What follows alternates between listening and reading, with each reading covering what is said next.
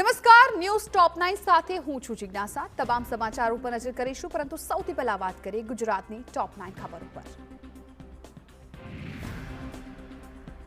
સમગ્ર રાજ્યમાં સાર્વત્રિક વરસાદ વરસી રહ્યો છે, ત્યારે હવામાન વિભાગે રાજ્યમાં આગામી 5 દિવસ ભારેથી અતિભારે વરસાદની આગાહી કરી છે। સૌરાષ્ટ્રમાં પણ આગામી 3 દિવસ ભારેથી અતિભારે વરસાદની શક્યતા છે। ઉત્તર, મધ્ય અને દક્ષિણ ગુજરાતમાં ભારે વરસાદની આગાહી છે। હવામાન વિભાગ અનુસાર સૌરાષ્ટ્રના અનેક વિસ્તારોમાં ભારે વરસાદ પડવાની શક્યતા છે। આવતીકાલે સૌરાષ્ટ્ર કચ્છમાં અતિભારે વરસાદ પડી શકે છે। ગુજરાત પર હજુ પણ 2 વરસાદી સિસ્ટમ સક્રિય છે, જેને કારણે ભારે વરસાદ પડી શકે છે।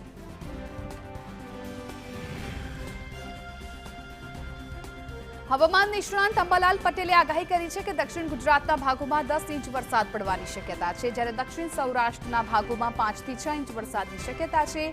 મધ્ય ગુજરાતના ભાગોમાં સારો વરસાદ થવાની શક્યતા છે। વડોદરા, આણંદમાં 5 થી 6 ઇંચ વરસાદની આગાહી છે। પંચમહાલના ભાગોમાં 5 ઇંચ વરસાદ રહેવાની શક્યતા છે।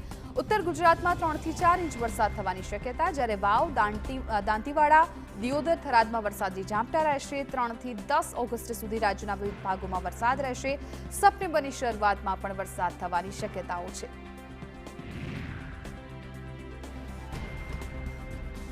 કોંગ્રેસના શક્તિસિંહે આક્ષેપ કર્યો છે કે ઘેડ પંથકની સમસ્યાને ભૂલી જઈ નરેન્દ્ર મોદી સરકારે બિહાર અને ઓડિશાને મદદ કરી।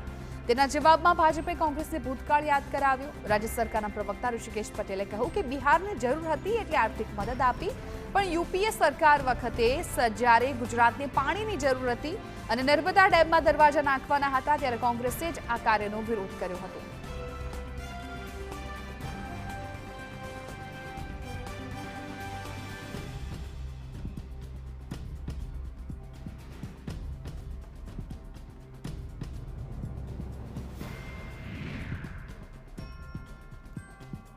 કોંગ્રેસ નેતા અમિત ચાવડાએ ચીમકી ઉચ્ચારી છે કે જો રાજ્ય સરકાર ટૂંક સમયમાં સ્થાનિક સ્વરાજ્યની ચૂંટણી યોજવાની જાહેરાત નહીં કરે તો કોંગ્રેસ રસ્તા પર ઉતરી આંદોલન કરશે। મહીસાગરના લુણાવાડામાં કોંગ્રેસ શિબિરને સંબોધતા અમિત ચાવડાએ સરકારને ચેતવણી આપી હતી। કહ્યું કે તાલુકા અને જિલ્લા પંચાયતમાં નગરપાલિકાના વહીવટદારોને બેસાડી દીધા છે। સરકારને પ્રજાના ચૂંટેલા પ્રતિનિધિઓ ગમતા નથી, એટલે વહીવટદારો કાઢવા માંગતી નથી। અમિત ચાવડાએ કહ્યું કે ઝવેરી કમિશન રિપોર્ટ પણ આવી ગયો છે, વિધાનસભામાં કાયદો પણ પસાર કરી લીધો છે, તેમ છતાં ચૂંટણી માટે સરકાર હવે શેની રાહ જુએ છે? સ્થાનિક સ્વરાજ્યની ચૂંટણી માટે કેમ રાહ જોવામાં આવી રહી છે? ડેડિયાપાડાના ધારાસભ્ય ચેતર વસાવાએ ફરી એકવાર અલગ ભીલ પ્રદેશની માંગ અને કેવડિયાને રાજધાની બનાવવાના વાત કરતા રાજકારણ ગરમાયું।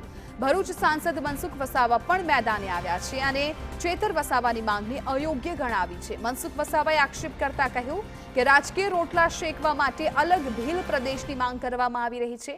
કેટલાક અલગતાવાદી તત્વો દેશને તોડી નાખવાની વાત કરે છે।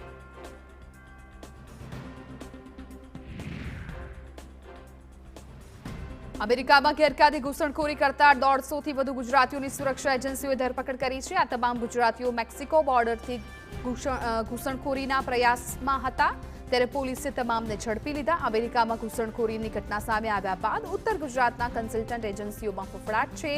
ઘૂસણખોરી બહાર આવ્યા બાદ કબૂતરબાજો થાઇલેન્ડ તરફ ફરાર થઈ ગયા છે। મોબાઈલ સ્વિચ ઓફ કરી થાઇલેન્ડ રફુચક્કર થયા છે। મહત્વનું છે કે ઝડપાયેલા ગુજરાતીઓમાં મોટાભાગના ઉત્તર ગુજરાતના વતની છે। ઝડપાયેલા તમામ ગુજરાતીઓને ભારત ડિપોર્ટ કરવામાં આવશે।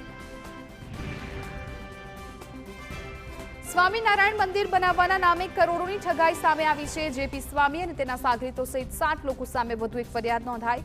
વિરમગામ, સુરેન્દ્રનગર, સુરત, રાજકોટ બાદ ખેડામાં ફરિયાદ દાખલ કરાઈ છે। તમામ પર આરોપ છે કે સ્વામિનારાયણ સંસ્થાને મંદિર બનવા જગ્યા જોઈએ છે તેમ કહીને ઠગાઈ કરી હતી। અમદાવાદના વેપારીને વિશ્વાસમાં લઈને રૂપિયા 3.75 કરોડ પડાવી દીધા હતા। જમીનનો એમઓયુ કરી મંદિરની મીટિંગમાં પૈસા આપવાની વેપારીને વાત કરી હતી। 3 શખ્સોએ 1.12 કરોડ પરત આપી, બાકીના 2.63 કરોડ પરત ન આપી ઠગાઈ કરી। વિશ્વાસનાથપુરા, સાવલી, લસુંદરા, કઠલાલ ખાતેની 600 વીઘા જમીનના ખોટા એમઓયુ કર્યા। સમગ્ર કૌભાંડમાં ડાકોરના જેકી રામીને ખેડૂત બનાવી વિશ્વનાથપુરામાં જમીન બતાવી। અમરેલી જિલ્લાના લીલિયા તાલુકામાં દીપડાના હુમલાની ઘટના બની છે. ઇગોરાળા ગામમાં દીપડાએ 22 વર્ષીય યુવતી આશા પરમાર પર હુમલો કર્યો. ઇગોરાળા ગામના નદી વિસ્તારના વોકડા નજીક આ ઘટના બની. ઇજાગ્રસ્ત યુવતીને સારવાર માટે ગારિયાધાર હોસ્પિટલમાં ખસેડવામાં આવી છે. યુવતી લોહી લુહાણ થતા હોસ્પિટલમાં ખસેડાઈ. દીપડાના હુમલાથી સ્થાનિકોમાં ભયનો માહોલ. રાજ્યમાં ભારે વરસાદને કારણે હવે શાકભાજીના ભાવ આસમાને પહોંચ્યા. અનેક શાકભાજી કિલોના ભાવ ₹50 થી ₹150 સુધી પહોંચી ગયા. ટામેટા, બટાકા અને ગવારના જેવી રોજિંદી શાકભાજીના ભાવ ₹100 પર પહોંચ્યા, જેને લઈને ગૃહિણીઓનું બજેટ ખોરવાયું છે. મધ્યમ વર્ગીય લોકોના ખિસ્સા પર ભાર પડતા હતાશા છે. ઉપરાંત ભીંડા, દૂધી, કારેલા, લસણ અને કોબીના ભાવ પણ વધ્યા છે. રીંગણ, ટીંડોળા, મરચા, રવૈયા સહિતના શાક મોંઘા થયા છે. ખેડૂતોનો પાક બગડતા બજારોમાં શાકભાજીની ઓછી આવક થઈ છે.